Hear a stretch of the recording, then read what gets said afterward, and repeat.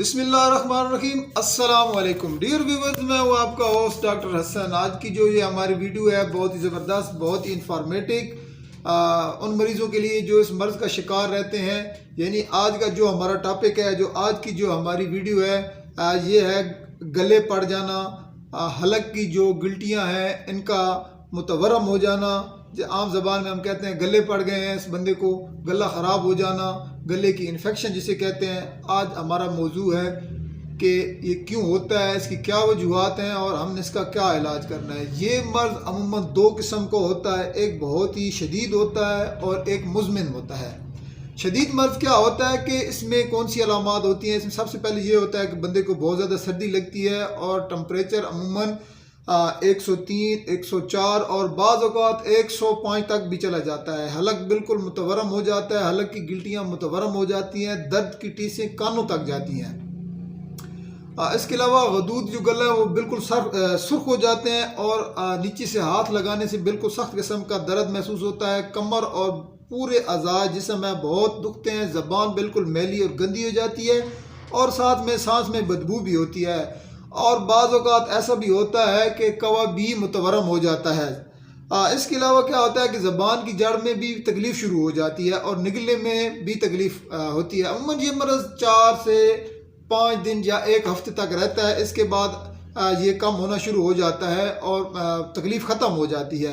इसके बरक्स ये भी हो सकता है कि पीप का फोड़ा बन जाता है, जो बहुत ही तकलीफ़ का सबब बनता है। दूसरा क्या है, वो है मुज़मिन मर्ज़। मुज़मिन मर्ज़ क्या होता है कि इसमें शदीद मर्ज़ का हमला बार बार होता है और ये एक मुज़मिन सूरत इख्तियार कर जाता है। गदूद बड़े रहते हैं, आवाज़ बदी हो जाती है, सांस सोते वक्त आता रहता है और इसके अलावा थोड़ी सी भी अगर बदपरहेज़ी हो जाए या मौसम की यकयक तब्दीली हो जाए तो ये मुज़मन और शदीद सूरत इख्तियार कर जाता है। अक्सर मरीज़ इसके बहुत आते हैं, जी हमने खट्टी चीज़ खा ली है, हमारा गला ख़राब हो गया है, सर्दी लगने से हो गया है, गर्मी लगने से हो गया, जैसे मौसम चेंज होता है तो ये मर्ज़ अमूमन शुरू हो जाता है उन मरीज़ों को जिनमें ये मुज़मन सूरत इख्तियार कर चुका होता है। इसके असबाब मर्ज़ क्या है, वही बारिश में शदीद भीग जाना, यानी ठंड वगैरह लग जाना, सर्दी लगना, मुतअफ़न और बदबूदार जगहों पर रहना, सांस लेने और सांस लेने से भी ये मर्ज़ हो जाता है। गंदी जगह पे आप रह रहे हैं, बदबू की वजह से भी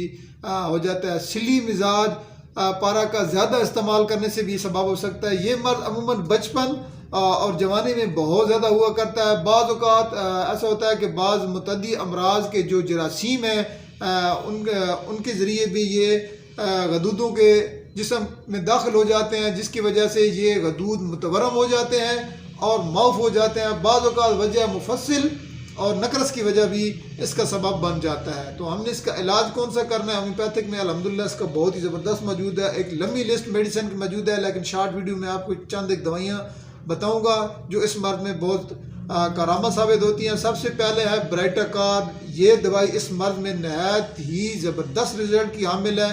ख्वाह मुज़मिन मर्ज़ हो ख्वाह सख्त हो, हर हालत में ये बहुत ही मुफीद है। इसके अलावा कलकेरिया फास है, मुज़मिन हालत में ये दवाई बहुत ज़्यादा मुफीद है। ख़ासकर खनाजीरी मिजाज वाले बच्चों के लिए कलकेरिया आर्डाइड दें तो ये भी इसमें बहुत ज़बरदस्त रिजल्ट रहती है। इसके अलावा एकोनाइट और फेरमफास, ये दोनों मेडिसिन इब्तदाई हालात में बहुत ही ज़बरदस्त रिजल्ट के हामिल हैं। इसके अलावा बेलाडोना, जब एकोनाइट और फेरमफास का वक्त गुजर चुका है तो बेलाडोना नहायत ही मौसर साबित होती है।